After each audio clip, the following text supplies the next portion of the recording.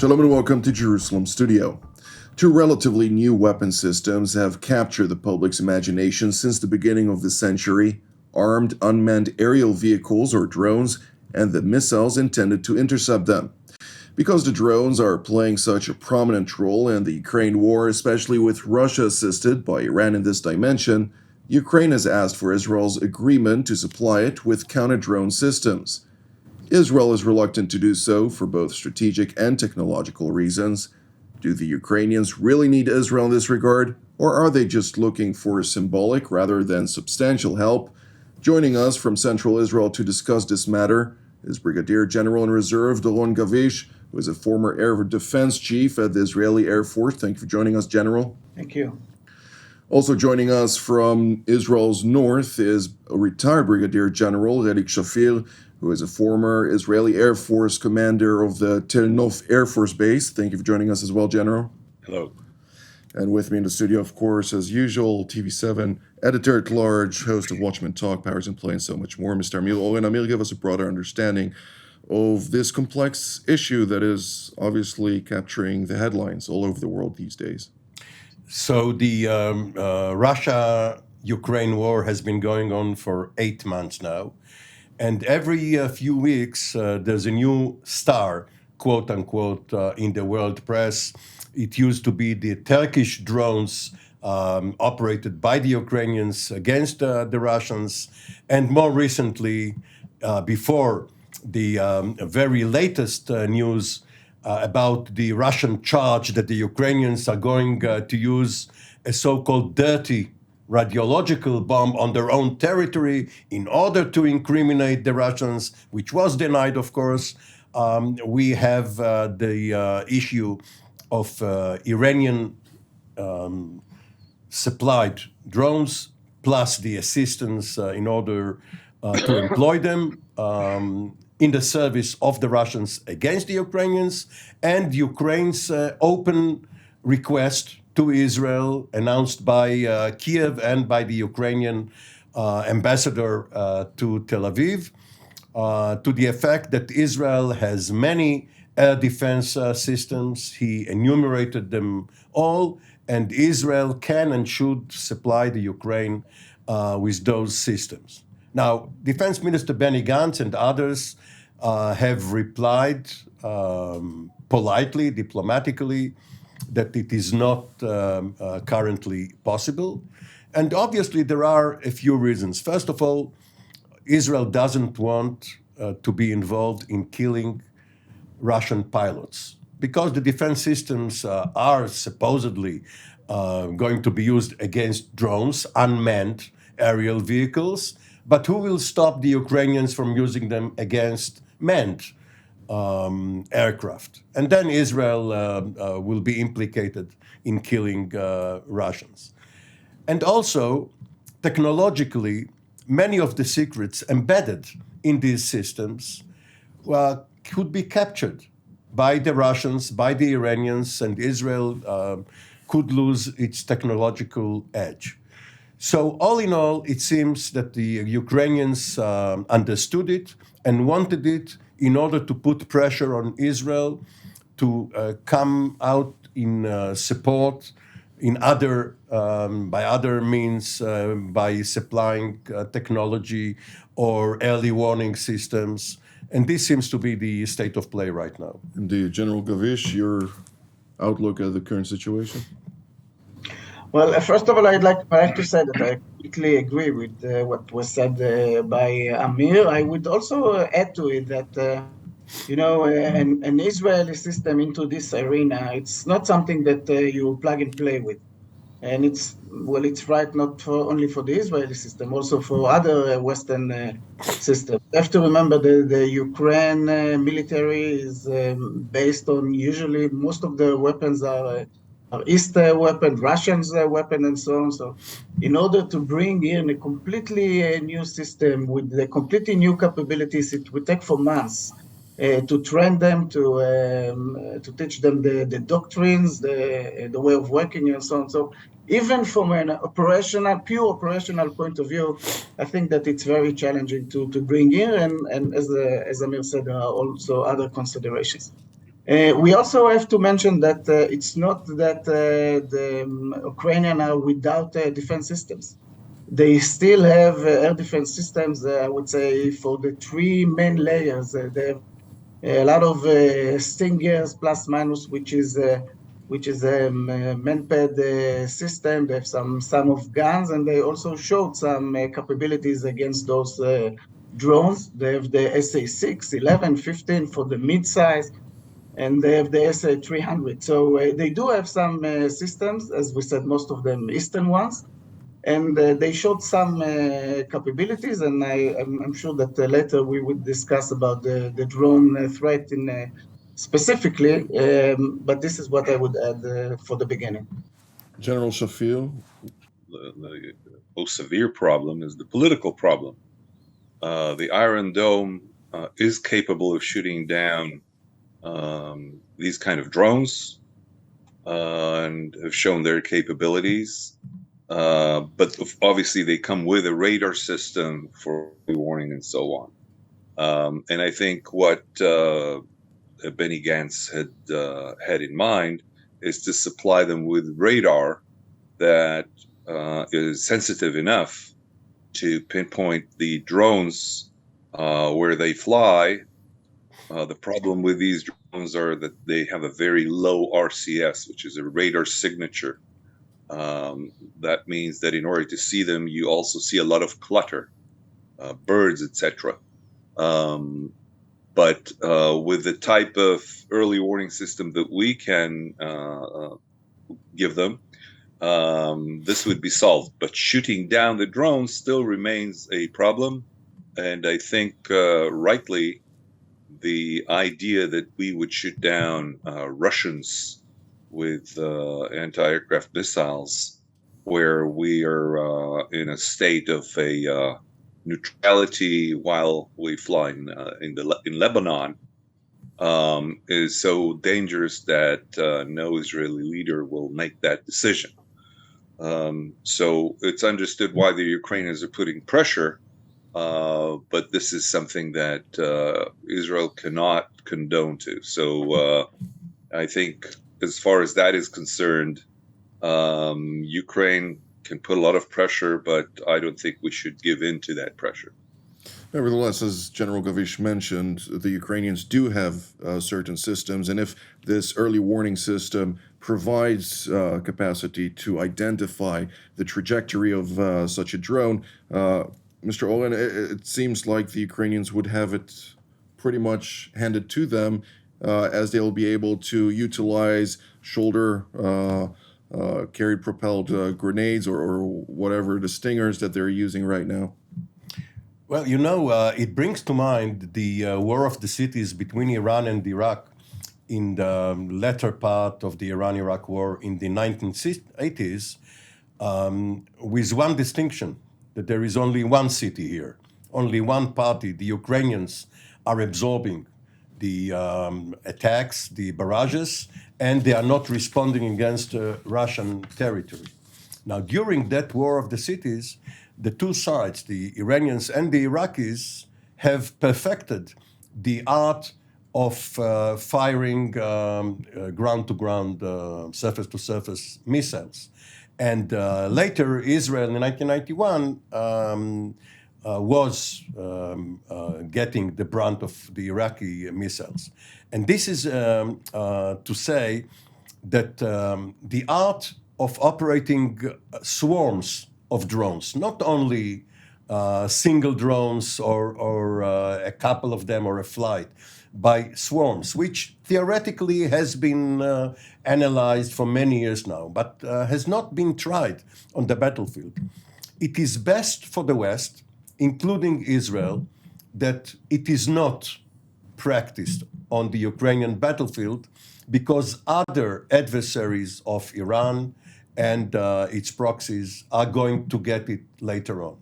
So if you look at it from an operational point of view, for Israel, it is best that the drone danger be done with quickly. But as our two generals said, the strategic context is more important. And strategically, what we see is that the war of attrition in Ukraine is not going to solve by any particular system or any particular counter system. The drones are used to terrorize civilian population centers. These civilians are not going to put pressure on President Zelensky to give up and sign on the dotted line that Putin puts to him. So what is the point of these attacks? Only to prolong the war. And no external force, including Israel, has any interest in prolonging the war. The main effort should be diplomatic. And because a few days ago, Defense Secretary Austin and his European colleagues called up Minister of Defense Shoigu at Shoigu's request, it seems that there are a few inklings that some diplomatic solution can be found. So it is premature for Israel to put itself into this fight, even if the topic at hand is the drone warfare. Which is quite significant because the line of communications between the West and Moscow at this stage is the worst it's been ever, pretty much.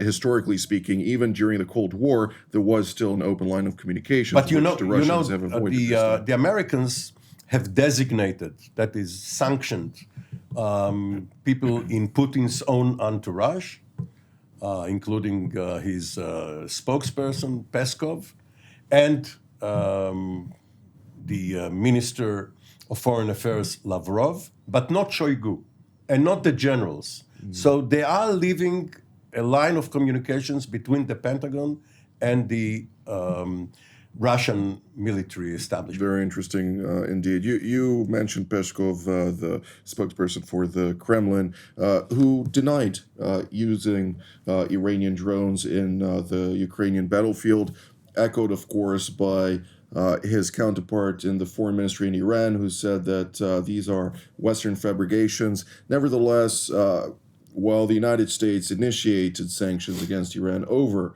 those drone systems being shipped from Iran to Russia for the purpose of utilizing them in the war in Ukraine, the Europeans somewhat lagged behind, but ultimately last weekend they brought about the implementations of a round of sanctions and subsequently in a UN Security Council meeting deliberating this matter, the French ambassador to the United Nations said the following: "It has been now solidly documented that the Russian armed forces used Iranian drones in Ukraine, notably to indiscriminately bomb civilian infrastructure. The provision of this equipment by Iran to Russia is a violation of Resolution 2231, obviously, which relates to the Joint Comprehensive Plan of Action, or the 2015 Nuclear Agreement. And I'd like to ask you both, generals, when we're talking about this statement, which was echoed by the United States, by France, obviously, but also by Germany and the United Kingdom, does this mean that the Iranians are utilizing these systems into the northern arena at the expense of a nuclear deal? You know, I think that we should listen carefully to what is being said by the intelligence of those West countries, the UK, United States, and also France. They were quite accurate with their intelligence. And by the way, this is also what helps the Ukrainian on the late successes that we see in the battlefield. There is a very intense intelligence help that they got. So from this point of view, I think that there is no reason not to believe to this intelligence, and I think we should take it as it is. And you know, the Iranians, and we're talking about the drones, but from a military point of view, it's not only drones. Drones is only one of the capabilities that the Russians are using. There are also other capabilities. What is interesting from my point of view to say about it, and it goes again to the more strategic doctrine level, is that they are utilizing those drones against civilians. And we could see it. We could see it in the last footages that were published by civilians in the Ukraine. You see that those drones are going slowly, by the way, not so fast, into the civilians. So it's more terror weapon that is being used against the Ukrainians. From the Iranian point of view, we have to remember that for them, as long as the world is talking about other arenas, it helps them. They want to continue with their own nuclear capabilities, with their own build-up, and as long as that the world is focused on other places, it goes for their favor. General Shafir? I think the nuclear talks are stalled for other reasons, and using those drones through the Russians only helps the Iranians tip in their favor another card that they could throw into the game. But I think more important is that the creation of a bond between the Russians and the Iranians is useful for both sides, because the Russians have a card to play, which is Iran, and Iran has a card to play, which is Russia.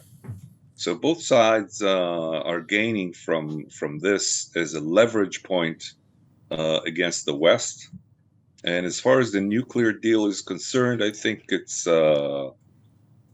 almost off the table anyway, because the Iranians are in no hurry to reach any. That's the way I look at it. In no hurry to reach a higher level, because they know that if they become operational in their nuclear program, this will start a race in the Middle East.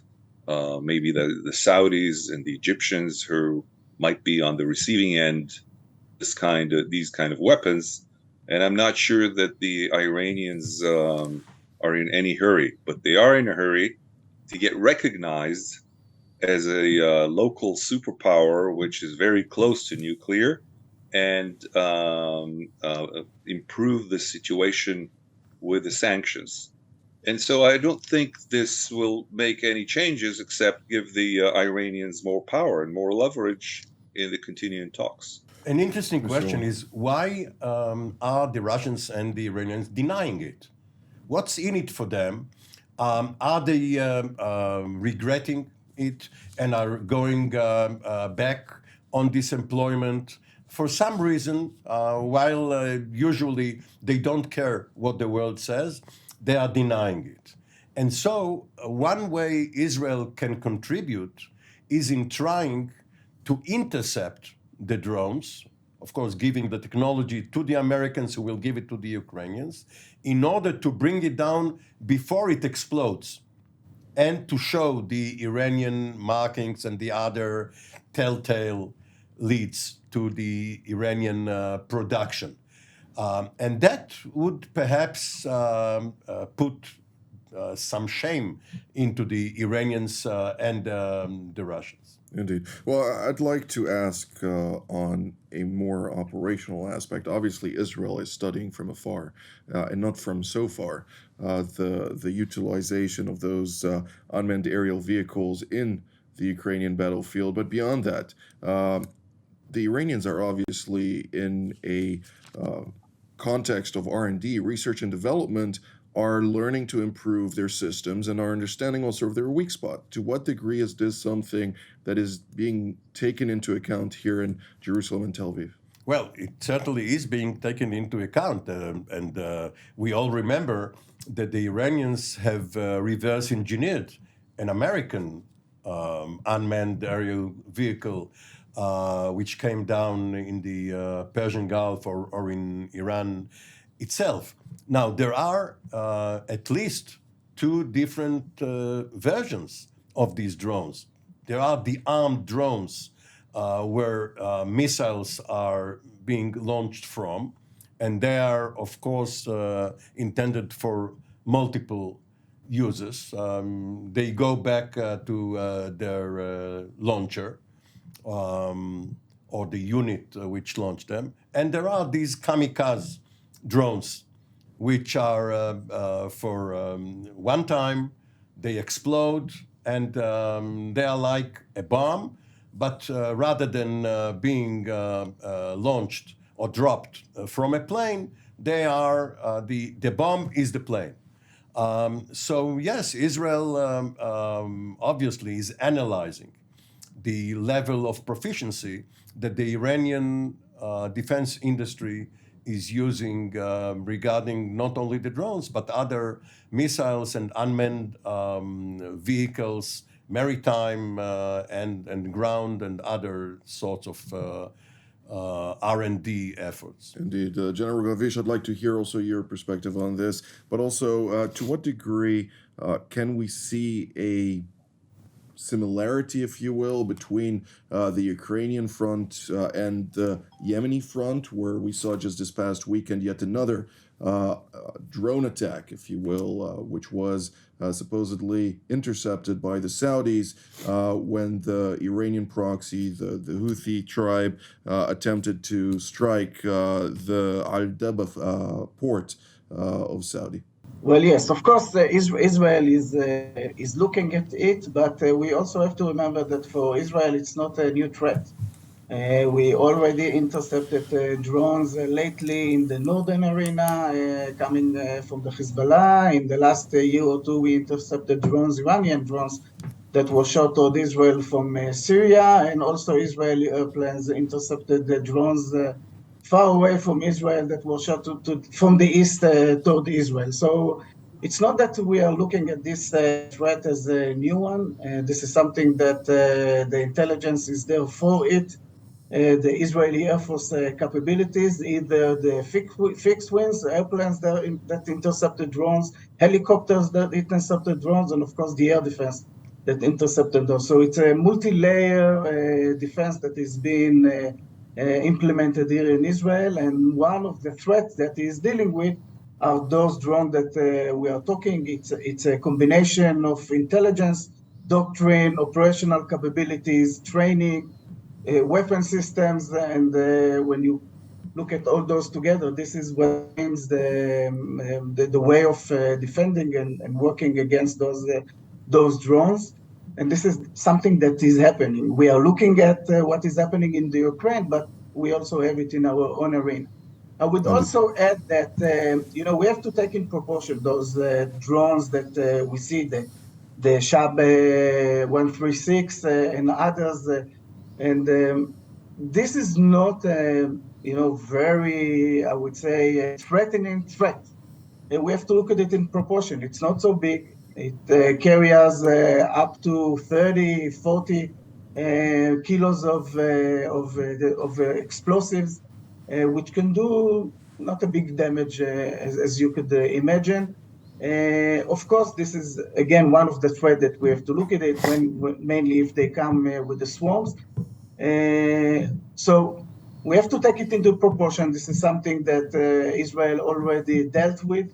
Of course, we are looking into this arena. And by the way, there are also similarities between this world of swarms coming from the swarms of drones to salvos of rockets. We saw salvos and rockets coming from Gaza toward Israel. This is the same idea that the enemy is trying to saturate the defense, and this is something that you have to deal with.